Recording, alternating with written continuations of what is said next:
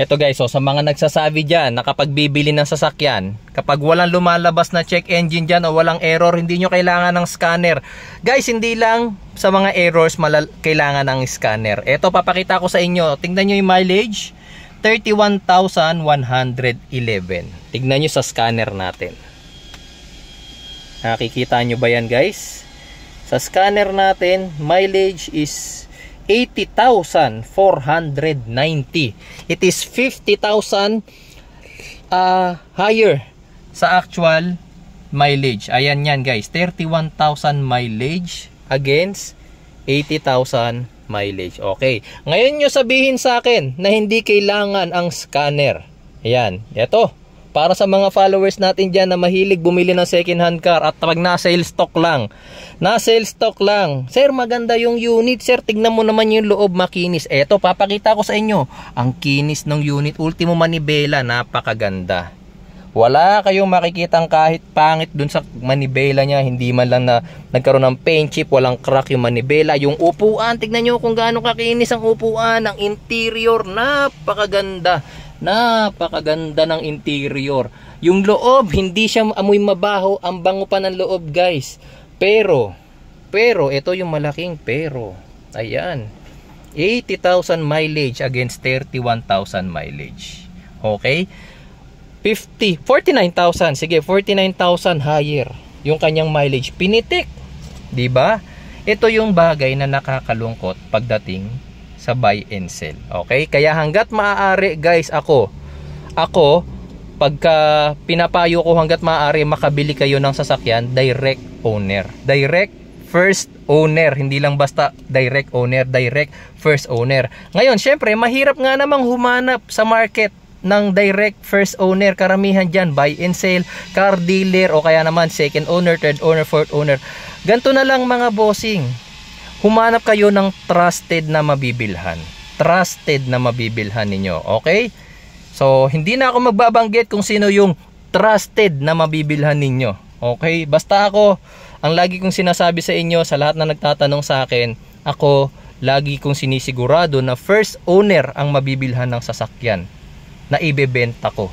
Kasi kahit ako mismo ayokong napapahiya sa inyo. Eto, isang malaking proof. Buti pumayag yung kakilala natin na i-video ko tong kanyang sasakyan. Kasi nung nakita ko yung kanyang sasakyan, pina-check niya sa akin. Sabi ko, sir, alam mo ba na tamper ang mileage ng iyong sasakyan? Nagulat siya mismo kasi hindi niya alam. Tinanong ko siya, saan mo nabili ang sasakyan mo? Sa isang car dealership. Aray ko po. Isang car dealership. Grabe, 49,000 ang mileage na binalik. Okay. So eto, worth it pa bang bilhin, 'di ba? Kayo na mismo guys ang magtatanong sa sarili nyo.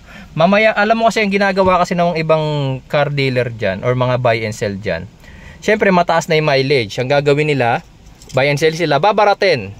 Sir, ang taas ng mileage mo. Bentahan sa market 900 lang.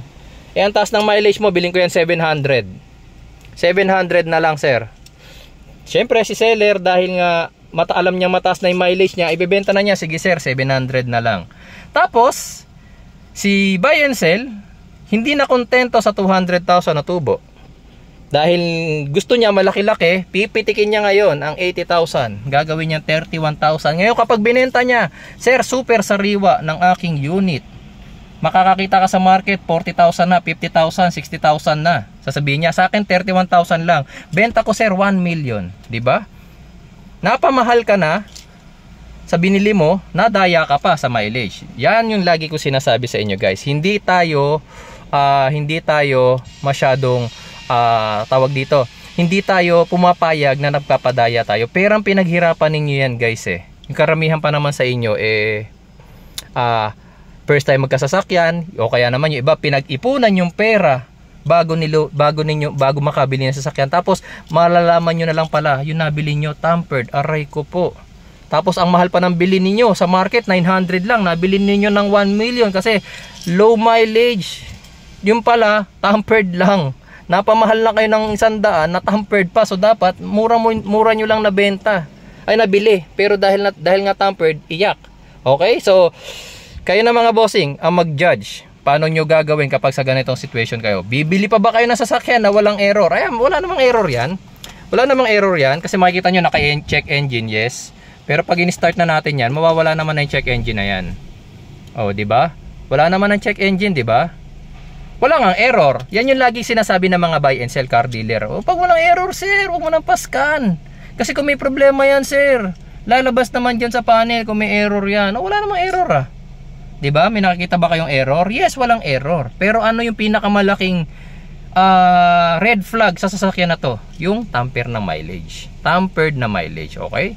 Yun yung inuulit-ulitin ko, guys. Okay? So, sana may matutunan kayo ngayong araw na to. Napakasakit nang nalaman to nung follower natin for today. Napakasakit kasi kung titingnan ninyo yung sasakyan, makinis talaga. Ayan oh. Oh, ultimo yung driver side na upuan, ang kinis pa. Hindi pa siya ganun ka laspag kaya hindi mo rin iisipin na tampered ang mileage niya. Sige nga, sino ang magsasabi na 80,000 mileage na yan?